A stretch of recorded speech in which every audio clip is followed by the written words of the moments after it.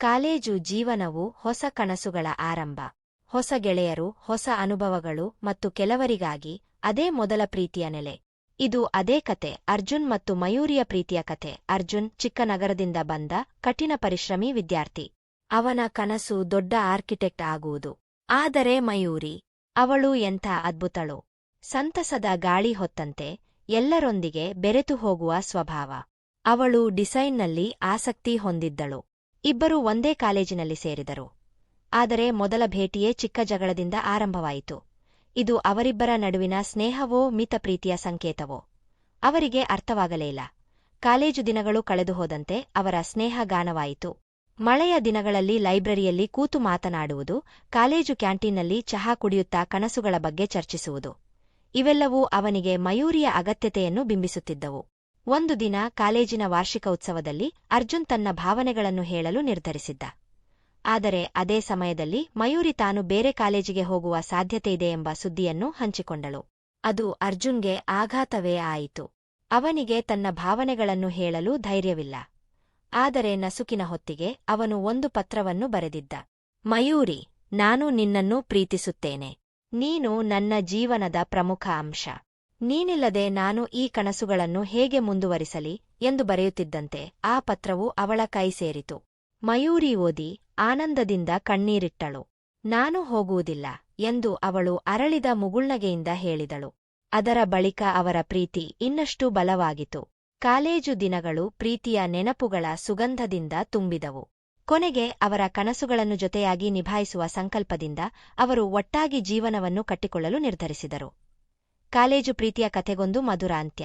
ಆದರೆ ಪ್ರೀತಿಯ ಹಾದಿಯು ಶಾಶ್ವತ. ನಮ್ಮ ಕನಸುಗಳ ಪ್ರೇಮಕತೆ ಮುಂದುವರಿದ ಭಾಗ. ಅರ್ಜುನ್ ಮತ್ತು ಮಯೂರಿ ಅವರ ಪ್ರೀತಿಯನ್ನು ಜೀವನದಲ್ಲಿ ಒಮ್ಮೆಲೂ ಬೇರ್ಪಡಿಸದಂತೆ ಒಟ್ಟಾಗಿ ಸಾಗಿಸಲು ನಿರ್ಧರಿಸಿದರು. ಅವರ ಪ್ರೀತಿ ಈಗ ಕೇವಲ ಕಾಲೇಜು ಲೈಫಿನ ಒಂದು ಸಂಭ್ರಮಕರ ಅಧ್ಯಾಯವಲ್ಲ, ಅವರ ಭವಿಷ್ಯವನ್ನು ಕಟ್ಟುವ ಸುತ್ತಲೂ ಕೂಡ ಹಬ್ಬಿತ್ತು.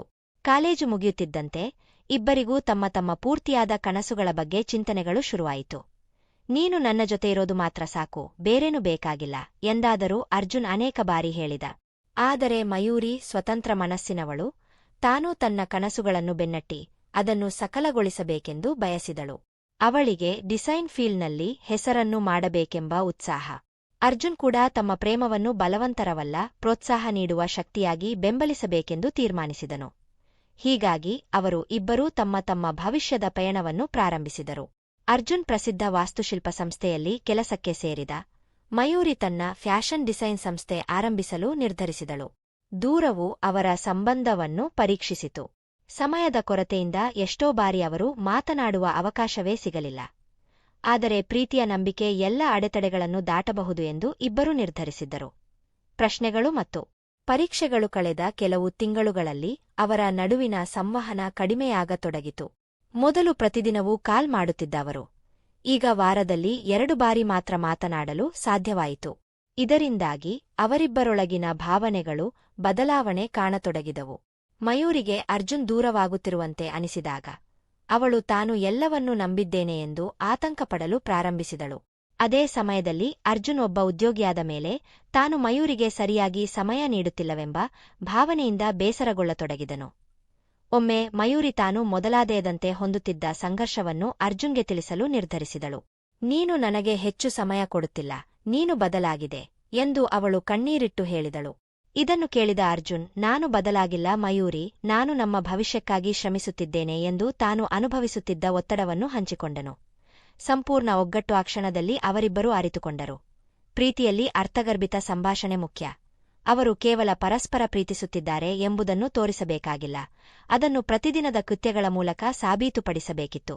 ಅದು ಅವರಿಬ್ಬರಿಗೂ ಹೊಸ ಅರಿವನ್ನು ತಂದಿತು. ಪ್ರೀತಿಯೇ ಮಹತ್ತರವಾದರೂ ಒಬ್ಬರ ಕನಸುಗಳ ಬೆಂಬಲಿಸುವುದು ಅದಕ್ಕಿಂತಲೂ ದೊಡ್ಡ ಪ್ರೀತಿಯ ರೂಪ. ಅವರು ತಮ್ಮ ಜೀವನವನ್ನು ಹೊಂದಿಕೊಳ್ಳಲು ಪ್ರಾಮಾಣಿಕ ಪ್ರಯತ್ನ ನಡೆಸಿದರು. ಕೊನೆಗೂ ಅವರಿಬ್ಬರೂ ಯಶಸ್ಸನ್ನು ಗಳಿಸಿದರು. ಮಯೂರಿ ತನ್ನ ಡಿಸೈನ್ ಬ್ರಾಂಡ್ ಆರಂಭಿಸಿದಳು. ಅರ್ಜುನ್ ಒಬ್ಬ ಯಶಸ್ವಿ ವಾಸ್ತುಶಿಲ್ಪಿ ಆಗಿ ಹೊರಹೊಮ್ಮಿದನು. ಅವರ ಕನಸುಗಳು ಮತ್ತು ಅವರ ಪ್ರೀತಿ ಒಂದೇ ಹಾದಿಯಲ್ಲಿ ಸಾಗಿದವು. ಅವರು ಒಟ್ಟಾಗಿ ಹೊಸ ಜೀವನವನ್ನು ಆರಂಭಿಸಿದರು ಮತ್ತು ಅವರ ಪ್ರೀತಿಯ ಕಥೆಯೆಂದಿಗೂ ಮುಗಿಯದಂತಾಗಲೂ ಆಯಿತು. ಕಾಲೇಜು ಪ್ರೀತಿಯು ಒಮ್ಮೆ ಆರಂಭವಾದರೆ ಅದು ಜೀವನವಿಡೀ ಸಾಗುವ ಹಾಡಾಗಬಹುದು. ಈ ಕಥೆ ನಿಮಗೆ ಇಷ್ಟವಾದರೆ ಲೈಕ್ ಮಾಡಿ, ಸಬ್ಸ್ಕ್ರೈಬ್ ಮಾಡಿ. ಧನ್ಯವಾದ.